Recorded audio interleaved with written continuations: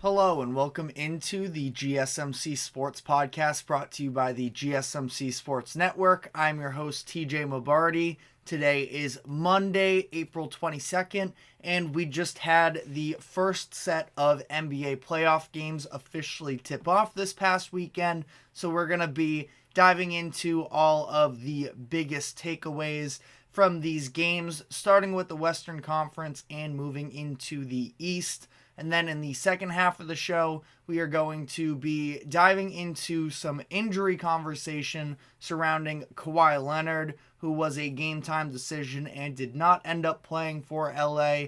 Additionally, we will be touching on Joel Embiid and the current situation surrounding him as well. He's clearly still not 100%, and I just want to dive a little bit more in depth into the situation there with the 76ers now down 0-1 in their series against the Knicks. And then finally, on that note, I want to finish off the show by talking about which teams I think do still have the best chances, which teams that are currently down 0-1 have the best chances to come back and win their series. But before we get into everything, just a reminder to like, follow, and subscribe wherever you keep up with us. Check us out on socials for more exclusive content as well. And if you are a live viewer, consider using the comment section to give us your thoughts on all of the games. We have a lot to get into today, so we're going to be maybe a little bit more rapid fire on some of these series, but I am happy to answer any potential questions that people may have. And if you would consider leaving a tip or donation, you can use the link that is streaming across the bottom ticker throughout the show. That is gsmcpodcast.net. Anything would be greatly appreciated. I know that we had some big-time matchups in terms of the Nuggets-Lakers and Knicks-76ers, but this is my show, and I wanted to actually start off with what I thought was the most entertaining game of the first round of the playoffs, or the first weekend of the playoffs, and that was with the Pelicans Thunder in the Western Conference, so we're going to be starting there.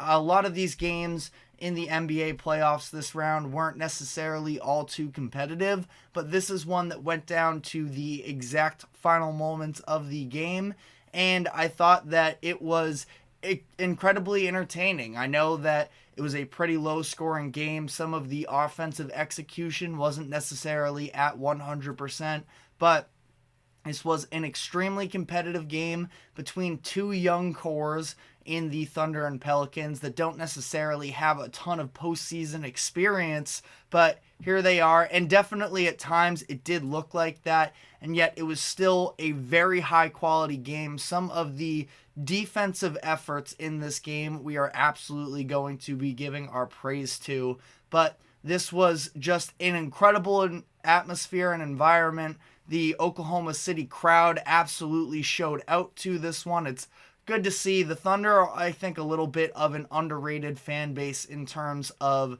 it feels like it has this extra juice when the Thunder are a part of it. I know that a lot of people overlook the Thunder, but this was a great coming out party for them. They end up winning this game 94-92.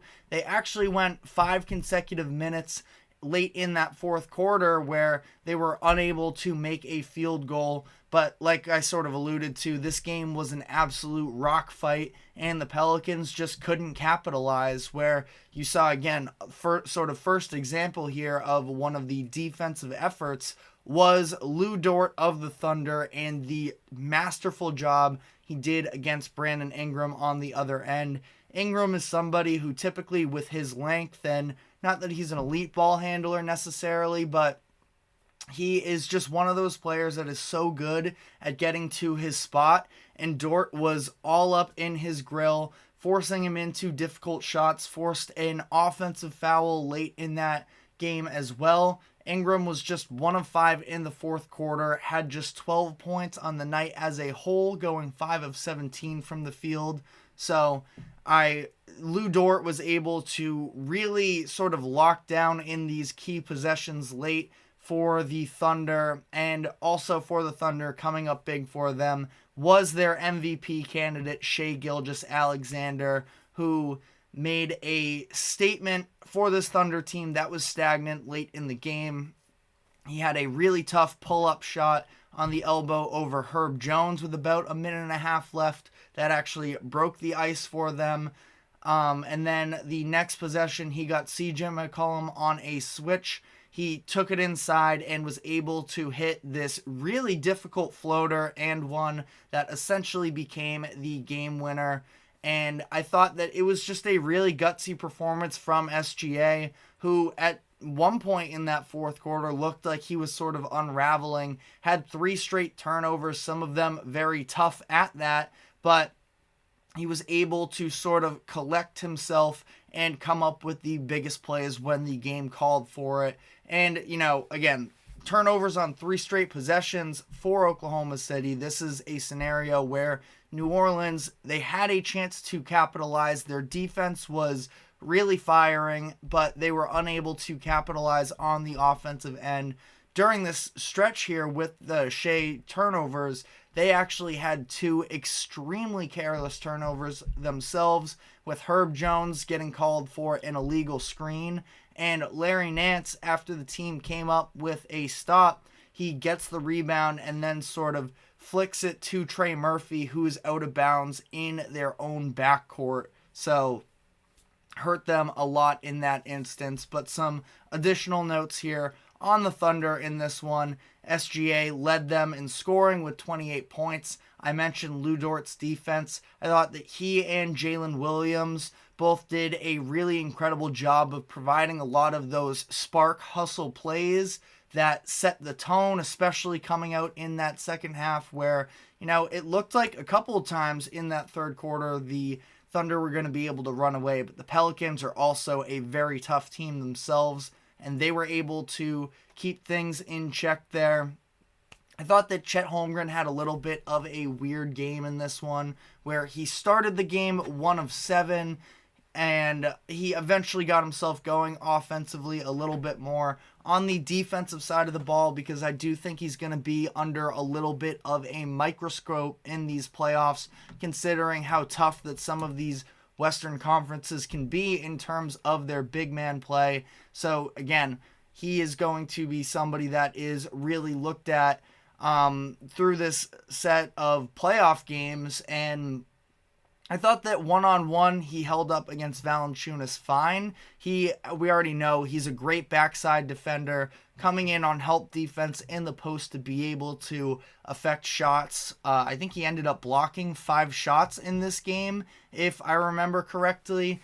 And again, I thought that he did fine on Valanciunas, but offensive rebounding or defensive rebounding from the Thunder's perspective is going to be massive for them, because really that's how the Pelicans were able to stay in this game, was because of the fact that Jonas Valanciunas and the rest of the Pelicans were able to gather so many extra opportunities for themselves. Valanciunas had 9 offensive rebounds himself. The team had 18 on the night as a whole, and I thought that that was something that I don't really know if they have the personnel to sort of make those adjustments. It's, as we know, something that in the offseason they're probably going to have to look into. But as things currently stand, Chet Holmgren is just about their only center that, the other Jalen Williams got some minutes in this game as well.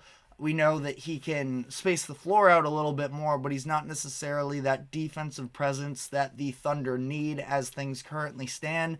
Sort of tangentially on this type of idea, I thought that the minutes management, especially late in the game for Jonas Valanciunas, was a little bit interesting. We saw both in the play-in tournament game against the Lakers, and now this game, Valanciunas is on the outs when it comes to these crunch time moments. I thought he should have been in the game against the Lakers on that final defensive possession where Anthony Davis grabbed the offensive rebound and got himself to the free throw line, but once again, Willie Green decided to roll with Larry Nance late in this one, and I'm not saying that's necessarily the wrong decision. Larry Nance, he does, operate at a little bit more of a high energy level in terms of the pick and roll game that he and CJ McCollum were running a lot down the stretch. Nance can space the floor a little bit better as well, and he provides a little bit more versatility.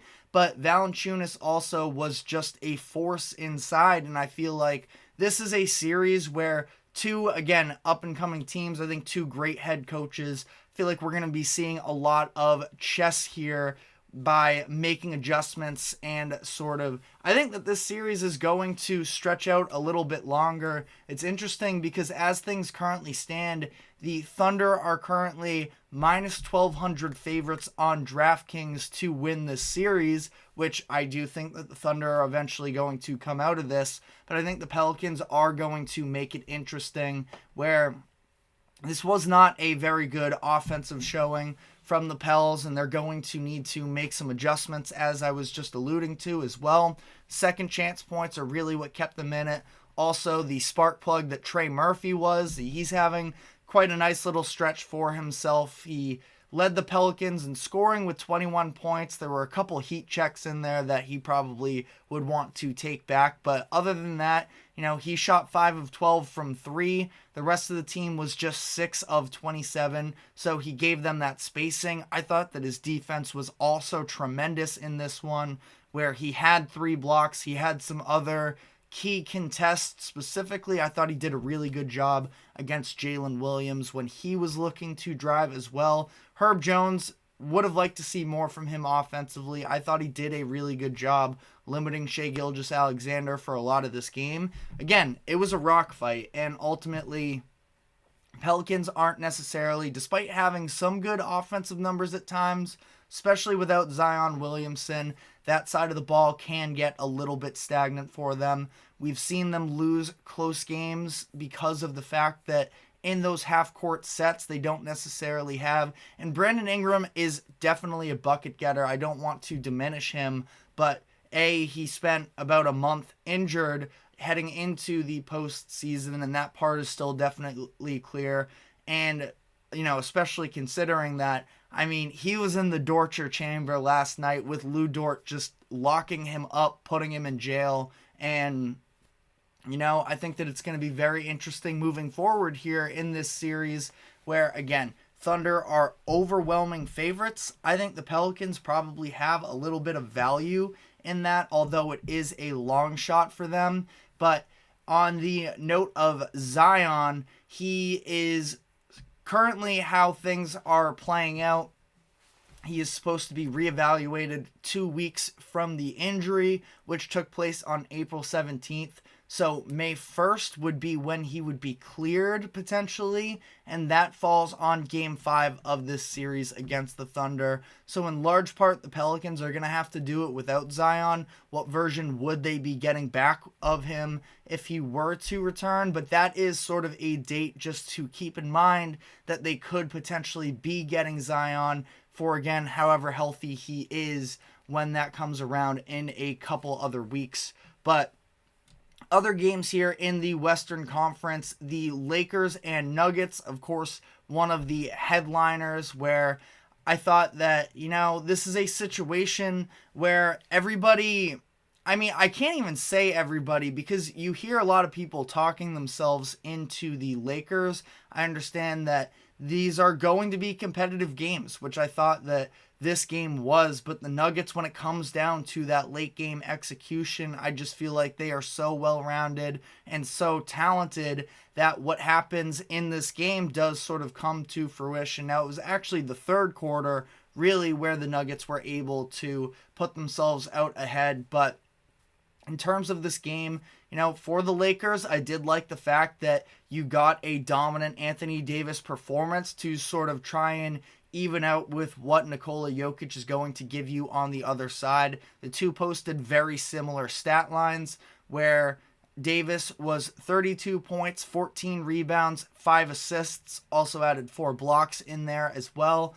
Jokic had 32 points as well, 12 rebounds, and 7 assists. So again, very similar stat lines from the two dominant big men, but really that is the thing with the Lakers, is when it comes to their star power, they are just so much more reliant on it than a lot of these other teams.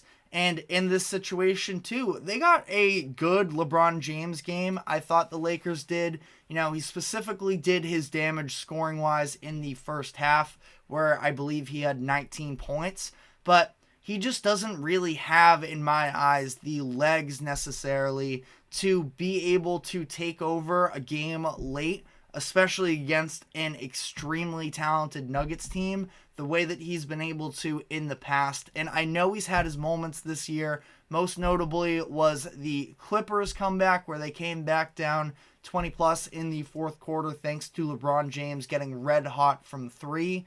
But in terms of, physicality and that version of LeBron James that we saw for a decade plus, where he was just able to get to the rim at will, that's not really the case anymore. He can't quite get to his spots as often as he used to, and that's completely understandable from a version of LeBron that's 39 years old.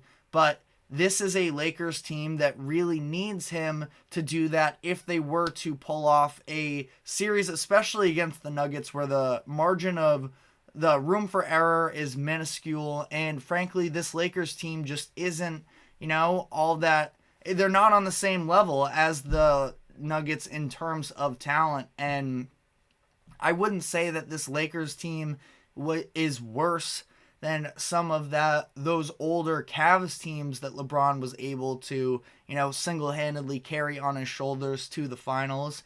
But LeBron isn't that same version of his prime self anymore. He needs a little bit more help. Again, 39 years old. We understand this, but the Lakers supporting cast, the real headliner in this game was D'Angelo Russell in terms of the lack of performance from him. Don't like to overreact to game one, but he was really struggling in this game, which is concerning because he had this very solid regular season where he was proving a lot of the doubters wrong. Really, since December, he had turned his season around, but when there were questions about him, and when there were trade rumors surrounding whether or not he would remain with the Lakers that he took exception to, it's because of the question of how is he going to perform when the lights get brightest like they do in the postseason. Last year in the Western Conference Finals, we saw him average just 6 points per game, and in this one, he just wasn't able to consistently have a shot. He really struggled from the field. I believe it was 1 of 9 from 3 that he was. And with Russell, going 6 of 20 from the field is just not cutting it. This is somebody who, is a very solid player, but through his career averages 14 points per game in the playoffs on 39-32 shooting splits. That's in a pretty solid sample size in 28 career playoff games. Now, this goes back to 2013. He's obviously a much different player than he was in his rookie year, but his rookie year, very inefficient, but he was at least, getting his points, which obviously isn't everything. But again, just to be saying, for as much as we like D'Angelo Russell when he is feeling himself offensively, there's also the defensive side of the ball, sort of the laziness of coming around screens and trying to contest shots around the perimeter. Just the lack of buy-in, it feels like, with some of those other things when he's not involved in a play directly. Being able to hustle and make the impact that goes beyond just the box score, I feel like that's never really been his reputation. And, it comes up big in a moment where he's making as much money as he is for LA and they have these championship expectations. It's just sort of hard to put all your faith into a player like Russell, who, again, very fun player to watch when he's actually on. And, I feel like we've had some awesome D'Angelo Russell moments through his career, but real concerns with him being the starting point guard for a championship team at this point. And we've seen him be able to buy in a little bit more, the increase in maturity as the years have gone on. but still, I don't feel great about that, especially when you're talking about matching up against the Denver Nuggets, who I haven't really talked about in this segment yet, which I know being part of the problem. The Nuggets are the reigning national champions. We should be focusing more on them, and I don't think I felt really all too different about the Nuggets coming out of this game than I have up to this point. Jokic is the epicenter of their entire team, essentially. Like I mentioned, put out a tremendous stat line. Not that double-doubles mean everything, but had a couple others, and of course the meaningful pieces for them in Jamal Murray, who wasn't even good from the field. He actually shot just 9 of 24, but he adds 10 assists to his name as well. Aaron Gordon was very solid, and Michael Porter Jr. was just a couple rebounds short of a double-double as well. I don't want to necessarily just run through everybody's box score, but Kentavious Caldwell-Pope as well, playing very good defense sort of on the other end and knocked down some big threes as the Nuggets made their run in the third quarter to sort of pull away in this one. And, I think that the Nuggets are still the best team in the NBA. I've been saying this, and I don't think that the Lakers necessarily have a great chance to knock them off. They'll be a tough out for a lot of these games, but I do think the Nuggets probably win in 5. That was my prediction coming into this series. I'm not necessarily, all too thrown off either direction in this type of game. The Lakers can play better, absolutely. Turnovers were a big issue for them in this game, so they can play a cleaner game and they can keep things a little bit closer. Also, the fact that LeBron was, I wouldn't even say passive, because I think that the Nuggets were also proactive in trying to keep LeBron James from sort of getting to his spots. But LeBron, only took, I believe it was 1 shot attempt in the fourth quarter. And again, we've seen that he does still have it in him to some degree to take over late in games, but they're going to need some other way to generate offense as well. They didn't necessarily have it in this fourth quarter, but last couple series here, which got some slightly surprising results. Neither of the games were particularly too close. I do feel like the final score of the Timberwolves game is probably not quite as indicative of what the actual game was like for the most part. They end up pulling away in that third, fourth quarter to end up beating them by 25. But Phoenix was absolutely in this game for a lot of it. But Anthony Edwards really got himself going in the third quarter. Minnesota, another underrated, I feel like, home court advantage this season. And once they started feeling themselves, you of course had that moment of Anthony Edwards talking his talk to Kevin Durant. And I'm not going to make a whole segment out of this, but I do feel like Kevin Durant just sort of smiling back at him. He is one of the most overhated stars in the NBA. Kevin Durant just loves basketball, and he was sort of buying into this Anthony Edwards run himself, and it's not like he wasn't, also performing himself on the other end. Kevin Durant scored 31 points, but this is also a Suns team that is just very top-heavy when it comes to, I said that Jokic is sort of the centerpiece of that offense, but part of the reason that is because he promotes a very team-friendly game where everybody's always cutting, everybody is ready for a pass at any time. The Suns just don't have that same level of ball movement. It's a lot of ISO, and the Timberwolves are an incredible defense. They were able to shut that down, limit Devin Booker to just 18 points, Bradley Beal to 15 points, and again, outside of Kevin Durant, there just really wasn't all that much going for the Suns, which is pretty consistent for them. So they are a 6 seed that was actually favored over Minnesota headed into the series because of the fact that we saw regular season series wise, especially in that final day of the regular season, the Suns were able to take it to Minnesota. But as we know, I just don't think the regular season matchups really mean all that much when you're looking at the playoffs. And now things have since flipped as the Timberwolves according to DraftKings, are now the favorites at minus 155. I do feel like they're going to be able to close out this one.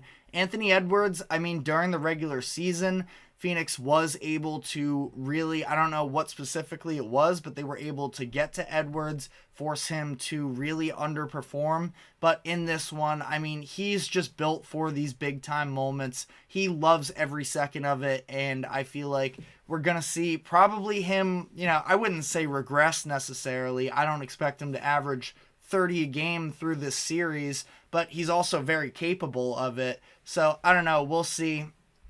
Either way, I think that the Suns could definitely be in trouble. And then final game here, talking about the Clippers and the Mavericks. This is another one. The lower seeded team was favored headed into this series, being the Dallas Mavericks. They had built up all types of momentum headed into the playoffs, and that momentum died really quickly with this game that took place yesterday, where the Clippers just stomped all over the Mavericks. In this game, they were more physical. Ivica Zubac had a massive game in this one, just sort of made them pay every opportunity. Daniel Gafford, there were times where he just got run over a little bit by Zubac. It's also an issue where when Gafford went up to play help defense anywhere else, Zubac was taking advantage and grabbing the offensive rebound. He finished the game with 20 points and 15 rebounds.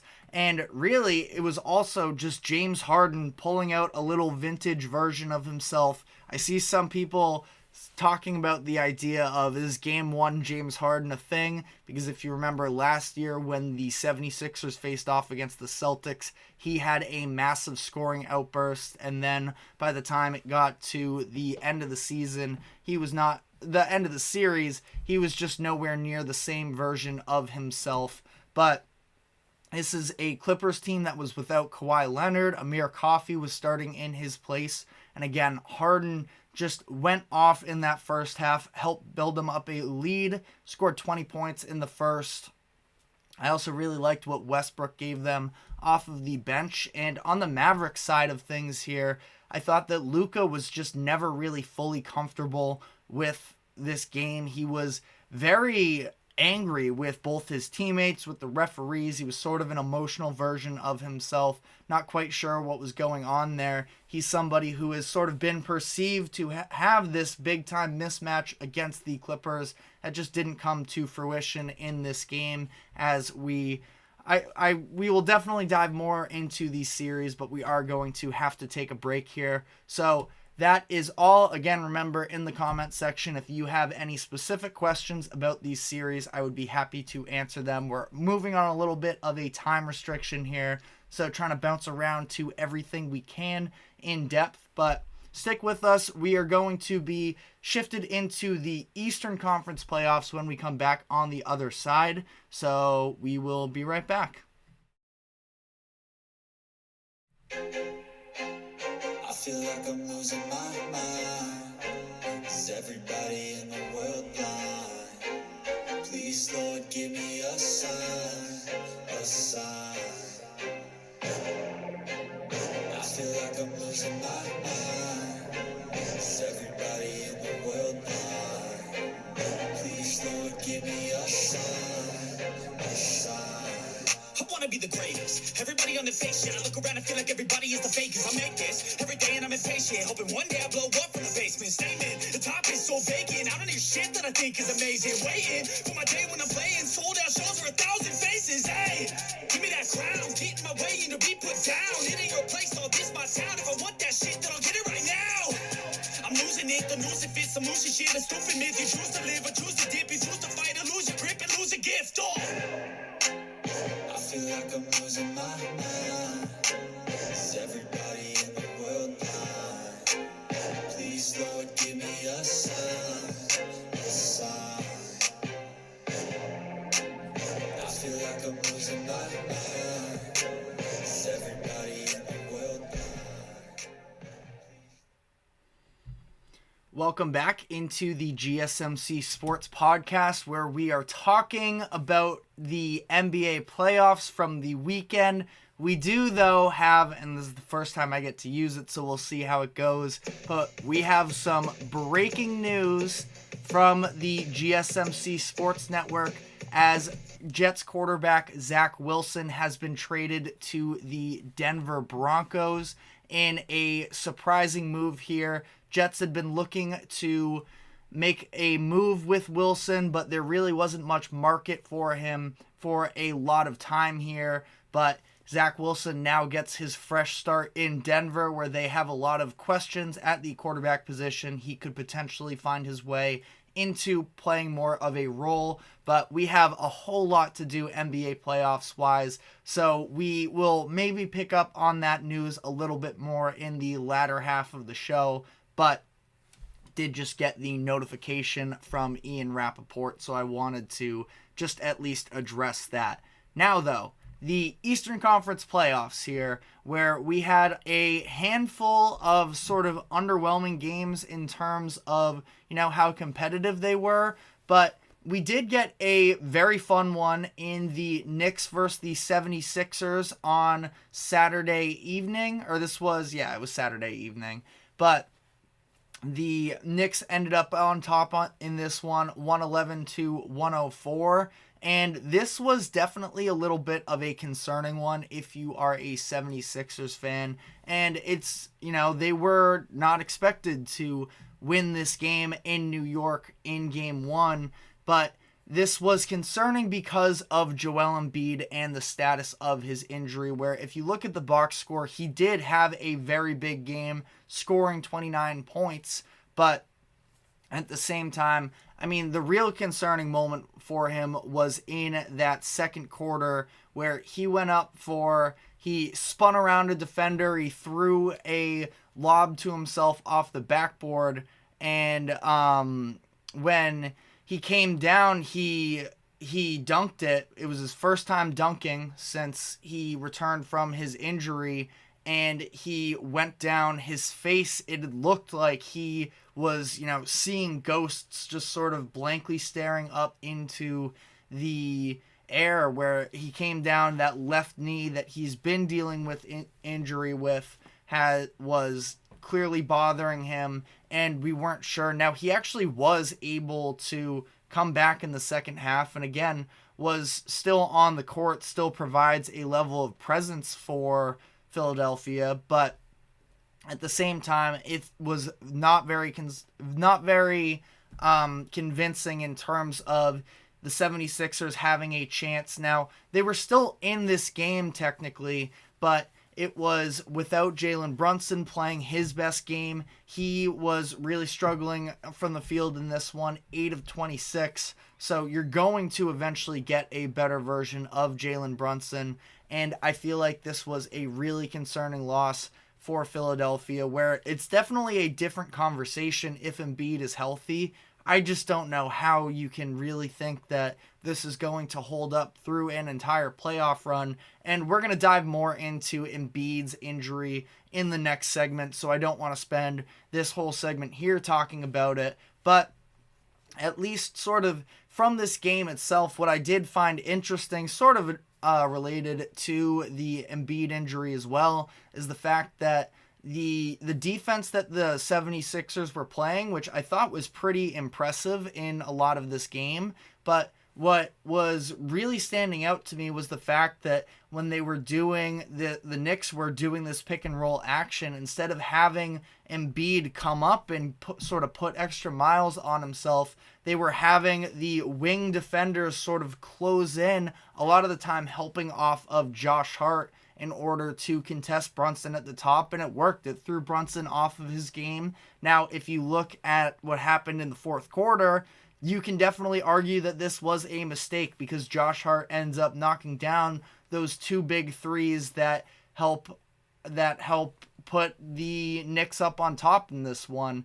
I wouldn't say that the strategy as a whole was flawed, because again, they're also trying to do this in order to overcome Embiid and his injury, but is definitely going to be an interesting conversation with Nick Nurse and his coaching staff, because, again, did a pretty solid job of limiting New York's offense in this game. But for them themselves, I think that it's going to be very tricky for them because of the fact that Embiid, again, he can get his individual points, but how far is that going to sort of push them as a whole? Also, the fact that, their bench production has just been, and I know Nick Batum came up massive in that Miami game in the play-in tournament, so you have to give them credit for that, but I mean, really, we're just seeing, a very diminished bench where, Batum, he's only able to give you 3 points in this one, and Buddy Hield, who was their big-time addition during the trade deadline, and this was their statement of saying, no, we are still going to try and be competitive in the postseason this year once Embiid comes back. They brought him in for shooting, and he sort of seems gun-shy right now. This has been a couple consecutive games for him, where in this one he only plays 11 minutes, so doesn't even get that much run time. And when he does, he only takes 2 shots, one of them being from 3. You're going to need more from him and from this bench in general that only gave them 7 points in this game in particular. So I really don't feel good about Philly in terms of this postseason, but if you have any argument for why the Sixers can come back and win this, I'm all ears. But again, I think the Embiid injury status is going to be sort of the nail in the coffin for them. But moving on here, we had the Heat and the Celtics again. Level of quality with some of these games drops off from there after that Knicks thriller. But the Celtics just sort of jumped on the Heat early and didn't really let off. I know that there was a little bit of buzz there in the fourth quarter as the Heat were able to get it closer. We saw the Celtics blow a couple big-time leads this season, but the Celtics do end up winning by 20 points. I just feel like it was such a difference this year, and keep in mind, obviously, Jimmy Butler currently out, probably won't be back for the entire season, makes this an extremely different Heat team, and if he is there, it's a very different conversation. But I do genuinely believe that this is also a different Celtics team than the Heat faced in the Eastern Conference Finals last year because of the addition specifically of Kristaps Porzingis. I think makes everything so much easier for the Celtics, specifically dealing with the Miami zone defense, which we know can be a monster. It killed the Celtics in the postseason last year. We saw the effect that it had in the first half of the 76ers game, and Porzingis just really throws a wrench in all of this because of his ability to get inside the zone, right around that free throw line, have size mismatches against smaller opponents, and he made them pay. Specifically, that first half is where he was his most effective, but he can also spread out as well. There's also a fact of the matter that, as much as Al Horford is a true veteran and he's a massive piece for the Celtics team, he's not necessarily somebody who is able to make a smaller opponent pay on the block, and I do think that Kristaps Porzingis can be that. So the Heat switch everything defense that they do all the time as well, because of the fact that Bam Adebayo, they are fully comfortable with him guarding anybody. It's much more difficult to switch a guard onto Porzingis in comparison to Horford, and that's why I felt like throughout this entire game, the Celtics were just able to get off high-quality shot attempts as opposed to Miami, who they really had to work for theirs. Now, with the Celtics, you see in this game, they shot 49 threes, which is also sort of a concern with the Celtics. Are they going to get too reliant on the threes? I didn't think it was an issue in this game, but if you're looking big picture here for the Celtics, could this become an issue for them? We'll see, but a dominant win, at least to start off the playoffs here. We also had the Pacers face off against the Bucks yesterday, and the shorthanded Bucks without Giannis Antetokounmpo were just really able to sort of take it to Indiana, who it looked like this was a young core that didn't have the postseason experience necessarily of a Milwaukee. And it's not like the Bucks are the exact same team, obviously, that won the finals in 2021, but they have Damian Lillard, who was a big a big time player in Portland. I know that the postseason experience is a little spotty there, but of course led the Trailblazers to the Western Conference Finals once, and he comes out and he was dominant in that first half, scoring 35 points. Now, went scoreless in the second half, so I know that some people are sort of pointing to that as a concern. I just don't really think it was all that big of an issue because of the fact that Indiana was throwing just about everything at him in that second half defensively, and yet the others were still able to make it happen. I was more concerned about the Pacers than impressed by the Bucks in this game, though, where Tyrese Halliburton, for as much as he sort of lit the world on fire for a bit earlier in the season with his performances, he just has not been the same player really since the play-in tournament in the fall, where in this game, just 9 points. He took 7 shots as a whole. I think it was, 3 of them that came late in the fourth quarter when the game was already over. He's just been very passive from an individual scoring standpoint, which is fine. He's always been a pass-first point guard. And in this game, he racks up 8 assists. So, it's hard to fully dump on him for that necessarily. But this is a player in Tyrese who was being put into conversations with Shai Gilgeous-Alexander and, others for who is the best point guard in the NBA.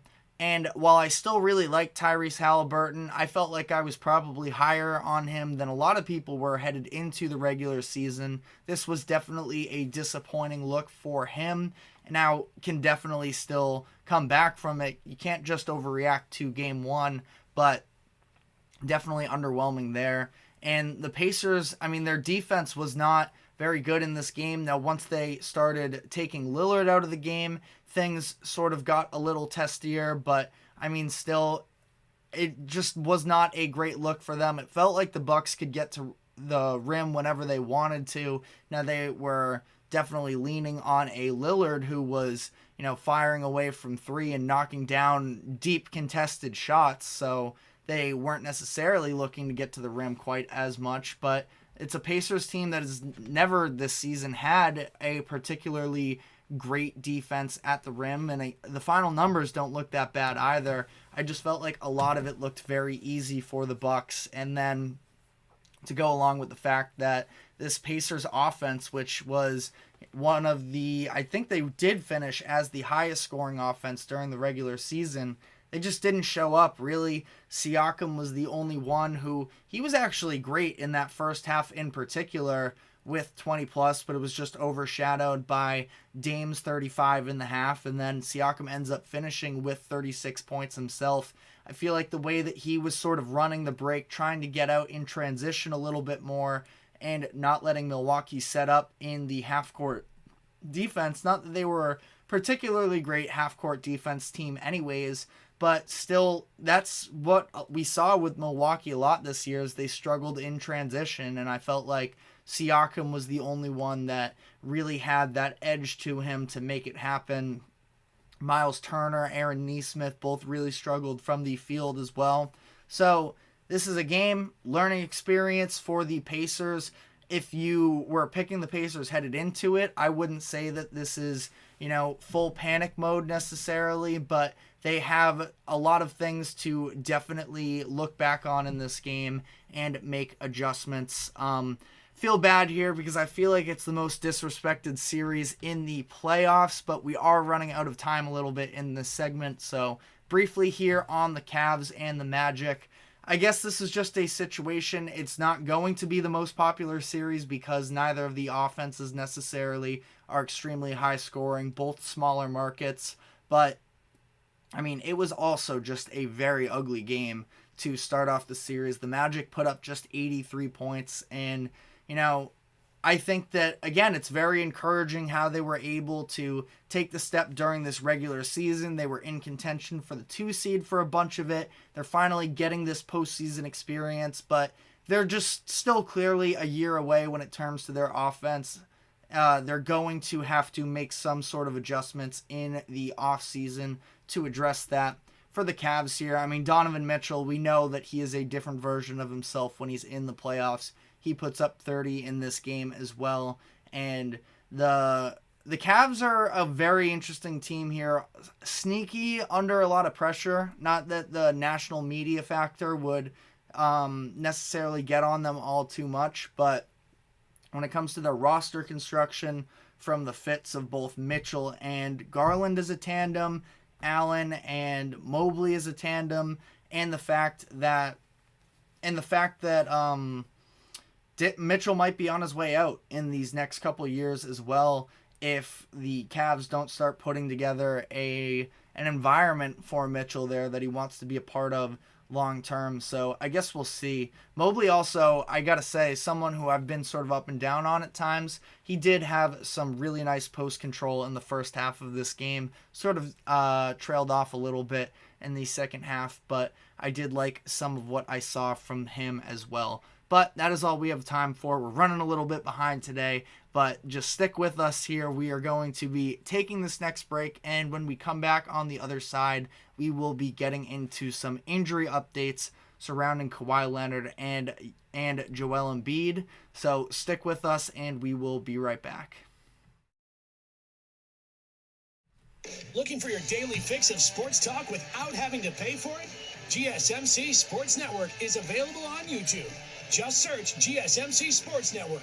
Get your fix of daily sports talk shows on YouTube. Absolutely free.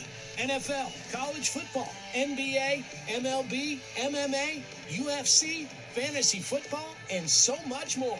GSMC Sports Network has shows running all day long, with new sports shows starting every 2 hours. Just like on your favorite cable sports channel, except GSMC Sports Network is absolutely free. Just search GSMC Sports Network on YouTube to catch one of your new favorite shows, like the GSMC College Football Podcast, Chip Shot Football Podcast, Hoops and Heels Women's Sports Podcast, GSMC Basketball Podcast, and so many more.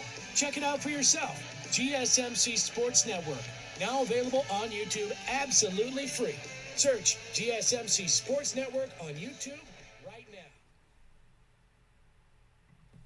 Welcome back into the GSMC Sports Podcast. We just tried to recap all of the playoff games from the weekend as fast as we could, running a little bit behind, so we got to be a little bit more rapid fire down the stretch here. But I wanted to start out this third segment by talking about some of the injury concern surrounding both Kawhi Leonard and Joel Embiid.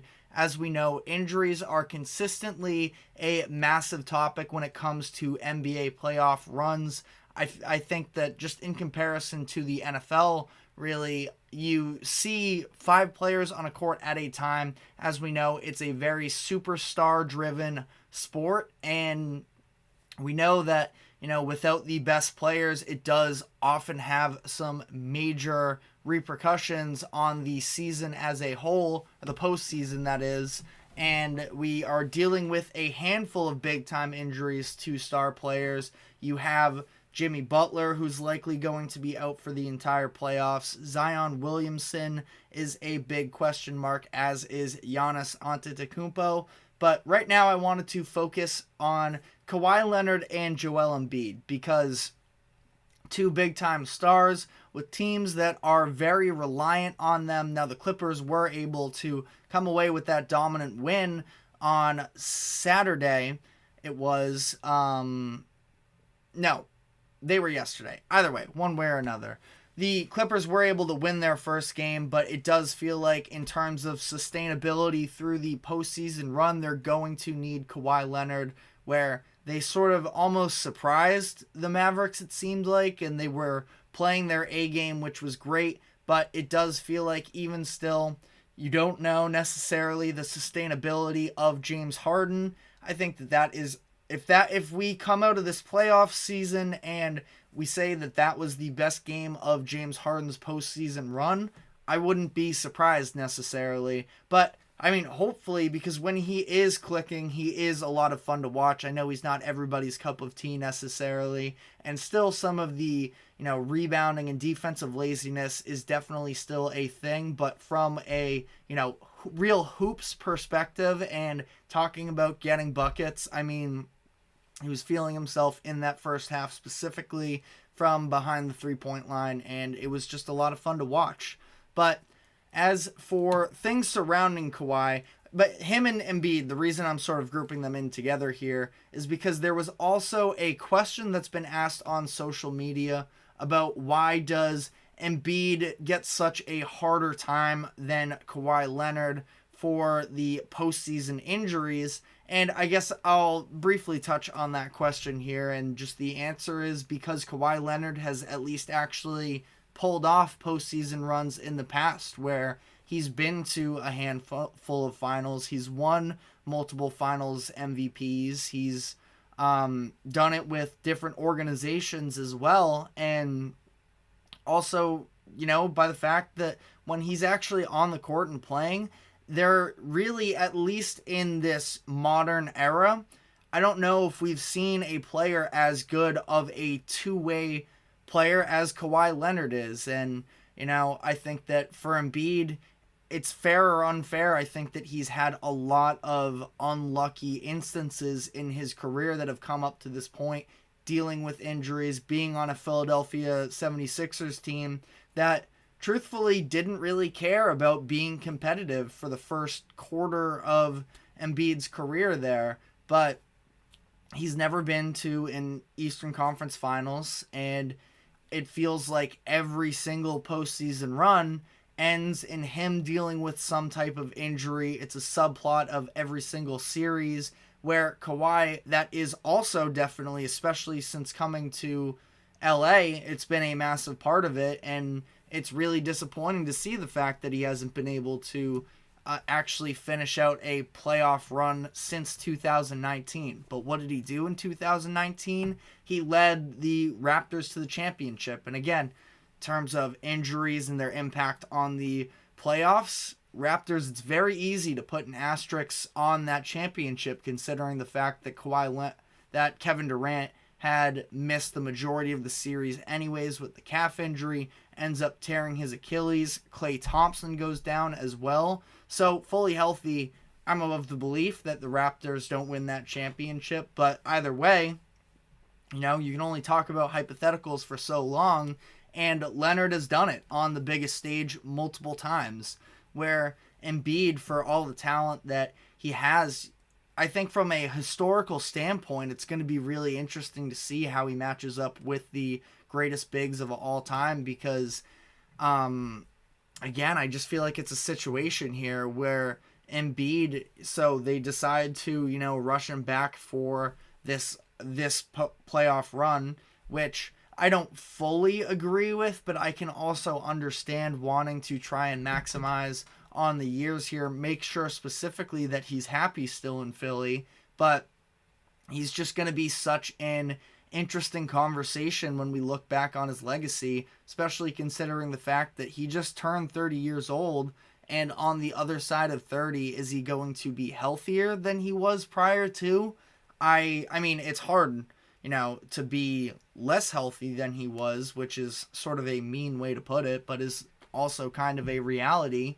And I just don't know how much longer he's going to be, the guy on a championship team. In a perfect world without injuries, he definitely would be one of the most formidable postseason players in the league. But again, injuries have just been such a killer for him up to this point. But again, enough of the sort of gimmicky injury talk. I do want to go into sort of a little bit more specifics. I want to start with Kawhi Leonard here, who was a game time decision for game one, but ended up being ruled out. He's dealing with right knee inflammation. He hasn't played since the end of March, and we were finally getting this healthy version of a Kawhi Leonard season that was really encouraging to sort of look forward to. And then it's tailed off as he misses the last 8 games for the Clippers in the regular season.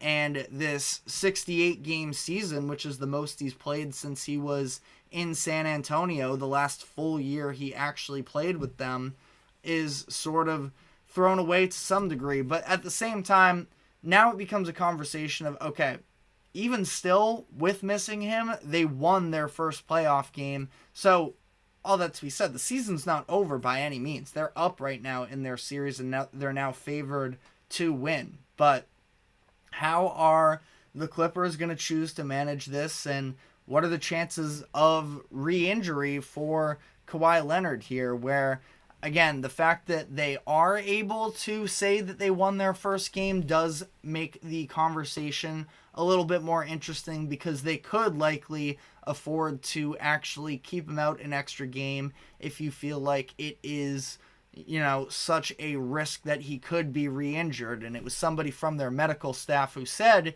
when it comes to knee inflammation, it's very unpredictable how these things play out. So I wouldn't want to necessarily, push it too hard. But there is also an instance of the Clippers just signed Kawhi Leonard to a contract extension during the regular season. They chose to go out of their way and lock that down. Now, Kawhi has been great during the regular season, so I can understand that. But the whole reason the Clippers sort of sold their soul in terms of giving up all their draft picks and giving up Shai Gilgeous-Alexander, who is now, nobody saw what was coming with him to end up making it to this degree, but they still went all in for this Clippers team, specifically for Kawhi Leonard and Paul George, and Kawhi has just been largely unavailable for the Clippers in, these past handful of postseason runs, which is super unfortunate. And now you have Paul George, who they didn't choose to make a priority in the contract extension conversation, and he is going to be headed into free agency. Now, I don't want to get into predicting what is going to come of that just yet necessarily, but it is a very interesting conversation here where the Clippers are really all in on winning it this year, and a lot of it relies on this player in Kawhi Leonard who, for the Clippers hasn't necessarily proven anything just yet. And I love Kawhi, and he doesn't have to prove himself from a legacy standpoint. He's already done so plenty of times. He's going to be a Hall of Famer. He's going to be one of my favorite players probably to ever play the game of basketball. But at the same time, when it just comes to the injuries, the being unavailable has been this massive sort of hit on, I feel like it's more of a hit on the Clippers front office than it is for Kawhi himself. People are always going to remember Kawhi, I think, when it's all said and done. Yes, the stint here with LA and the injuries that have taken place are going to be not looked on in the best light, but in terms of the comparing the situations from Joel Embiid and Kawhi Leonard, people are going to remember the highs of Kawhi Leonard doing it on the biggest stages, the defense he played against a prime LeBron in the finals when it was the Spurs and the Heat, and him coming to Toronto and in one season taking this Raptors franchise that had year in, year out been knocked out early despite putting up good regular seasons. He comes in and immediately fits in and delivers the city their first ever championship, and then dips right away too in a crazy turn of event. But even still, the highs of it, he has the jewelry to back it up. And I know Embiid has an MVP, but Kawhi Leonard also has a Defensive Player of the Year. I just feel like it is not the same conversation, and the Embiid conversation can absolutely be unfair as well, but I just find the whole comparison, it's a little bit apples to oranges, because of the Kawhi Leonard actually does have something to hang his hat on in the postseason. Joel Embiid, all of the biggest moments of his career, which has been a great career, are all in the regular season. So I don't know. Let me know if you feel like I'm off base on this conversation. But again, as things currently stand, Kawhi Leonard is going to be questionable again for their game against the Mavericks on Tuesday night. So definitely a chance we could see him return then. I feel like the longer term upside of Kawhi being a part of this Clippers run, I think that it's probably the most interesting individual injury if you were to sort of give everybody their full health again. Jimmy Butler, I feel like, could also be in that conversation to make the 1 versus 8 matchup a little bit more interesting. But the Clippers were seen as the third favorites to a lot of people headed into the postseason and just for a lot of the year in general. And it's definitely, in the balance of Kawhi Leonard's health as well. For Embiid, he's still going to play through this knee. I mean, the fact that he was able to come back in the second half of that Knicks game was definitely encouraging. But I almost felt like he got bullied into dunking for the first time, because all of a sudden, the fact that he isn't dunking anymore is this massive conversation. People actually went further into it and said the fact that he's actually only dunked 20 or so times. I think it was 25, around that number, on the season as a whole. So it's not super uncommon for him to not be dunking. But in terms of being a 7-footer, looking to be the centerpiece surrounding a team going to the finals, I just feel like it's super tough for him. He's not able to generate his own looks quite as easy as others are because of the mobility, the dribbling, all of that. And I don't know. I don't feel great about the 76ers moving forward here. But if you are a believer, definitely let me know why, because I'm, other than the fact that Joel Embiid, when he's fully healthy, is a monster to deal with offensively, I don't really see the edge for New York for the most, or the edge for Philadelphia over New York for the most part here. But that is all we have time for on this subject. We're going to be taking one final break here, and when we come back, I want to give my quick thoughts on which team down 0-1 right now has the best chance to come back. So stick with us, and we will be right back.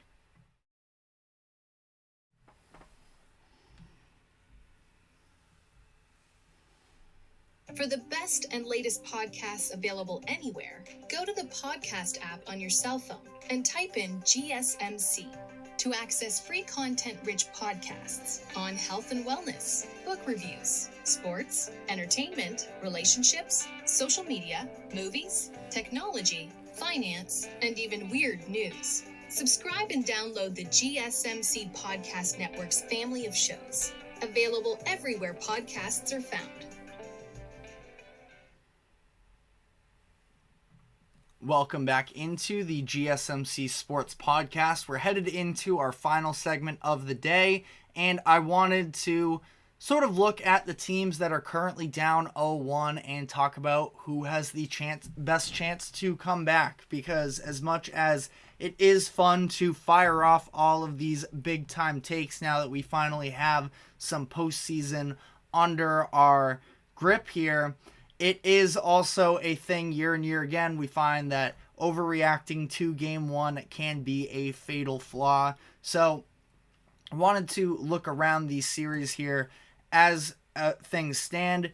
We're talking about a pool of teams in the Magic, Suns, 76ers, Lakers, Heat, Mavericks, Pacers, and Pelicans for who can potentially come back here. And there are, like I mentioned during the show, a couple teams that were actually favored headed into the series that no longer are as a result of this first game. So for a lot of these books, you have some overreactions possibly.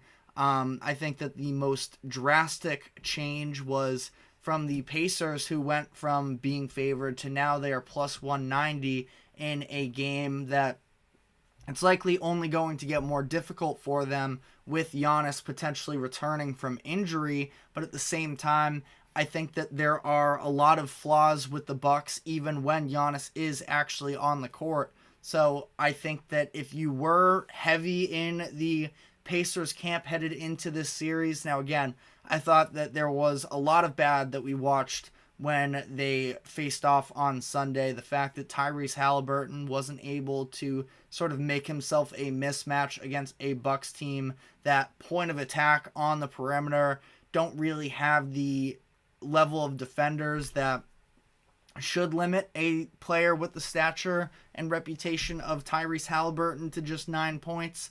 Again, the defense I didn't think was great in this one either, and it's only going to get more difficult if Giannis is going to be a part of that Bucks team. But, I was pretty wishy-washy on how this series was going to go anyways headed into it.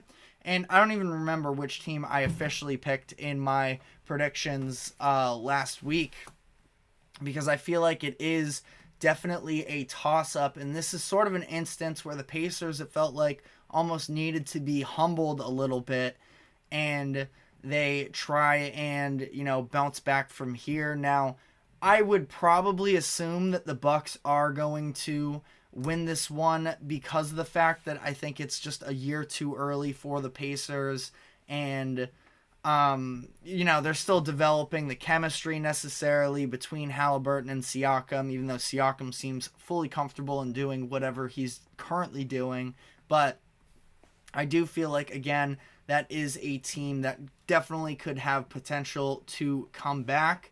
The Suns versus Timberwolves series is a very interesting one for me as well. Another situation where the lower seeded team was favored. In large part, I think it was because maybe the experience and the fact that the experience factor and the regular season results. Now, I don't feel as good about this one, and I have at times said that, even when I liked Phoenix a lot and it wasn't hurting them necessarily, I did feel like the offensive approach that they have when it comes to being very ISO heavy, not having the traditional point guard, was going to catch up to them when they face a postseason defense that is going to be really keying in on their tendencies and such. And Minnesota is the absolute right type of defense to actually do so.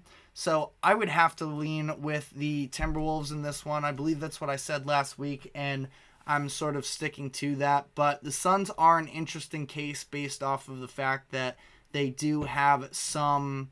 again, the experience difference is massive, and when you have the type of shooters like Kevin Durant and like Devin Booker in terms of just creating offense, I do feel like it would be gettable for them to some degree, but I'm going to have to lean with the Timberwolves in this one as well.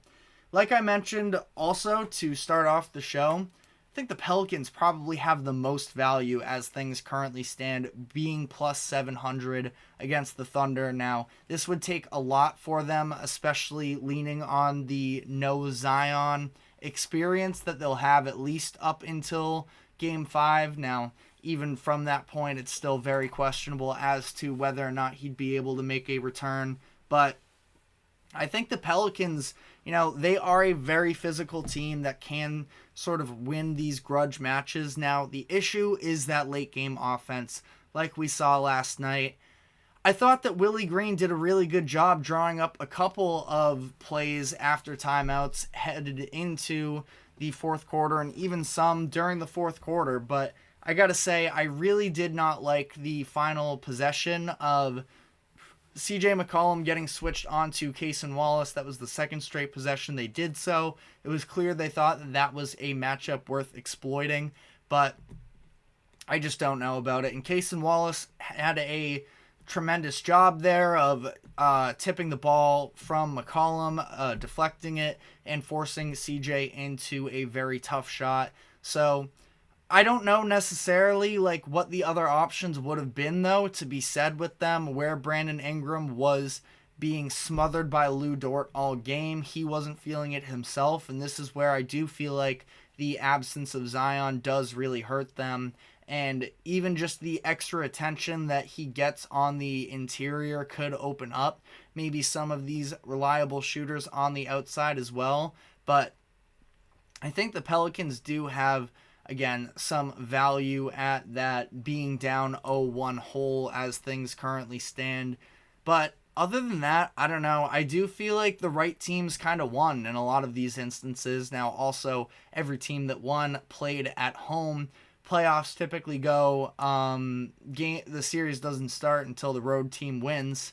So we'll specifically see in these next set of games whether or not there is a chance. I feel like the Mavericks are another example of this situation where they can definitely, they're being counted out big time right now, and I would definitely have concerns in the long term with them if they're having this much trouble with Ivica Zubac. Like, when it gets to the Nuggets a couple rounds down the road, I believe they would face off. No, it would be in the conference finals, but I don't know how in the world they would be able to guard him. Now, granted, everybody is asking that question of how do you guard Nikola Jokic, so that's not necessarily a specific Mavericks problem. But in terms of beating the Clippers, this was a terrible game from Luka Doncic. Really, it was only Kyrie that got himself going, specifically in that third quarter.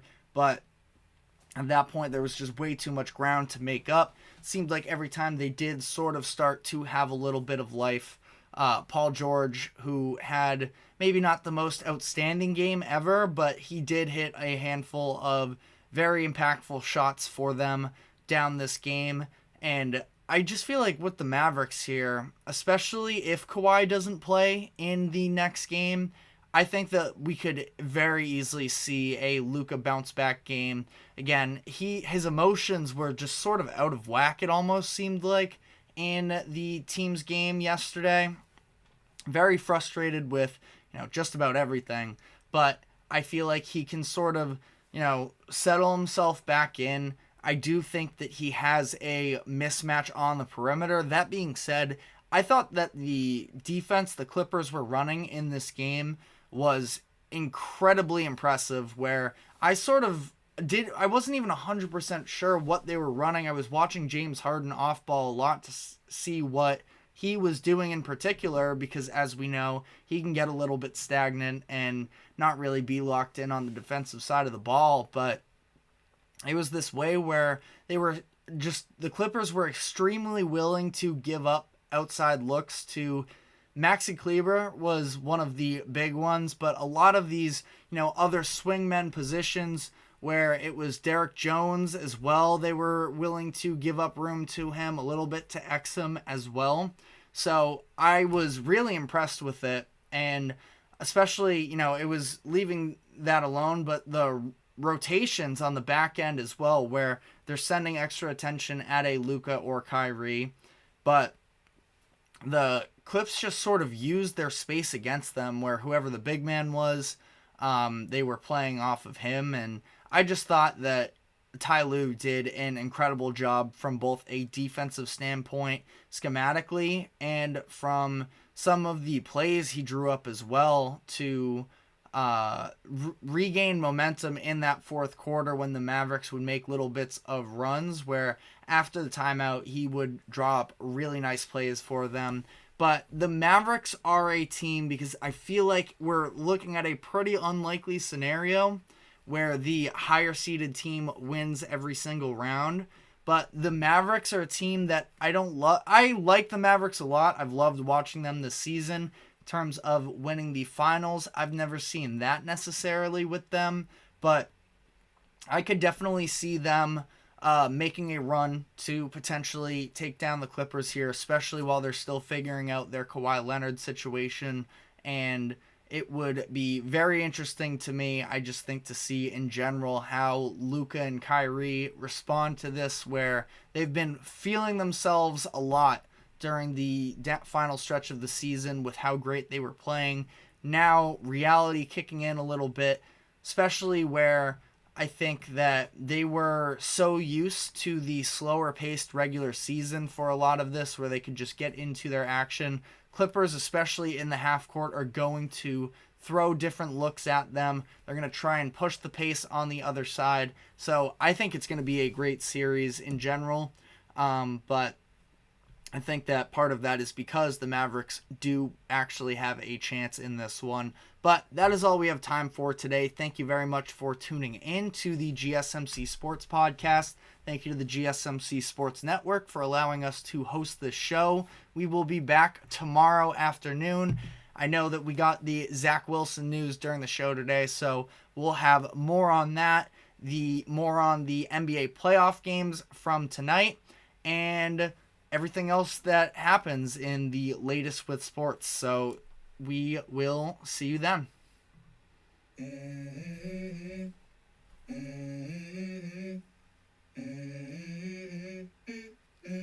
Let's go.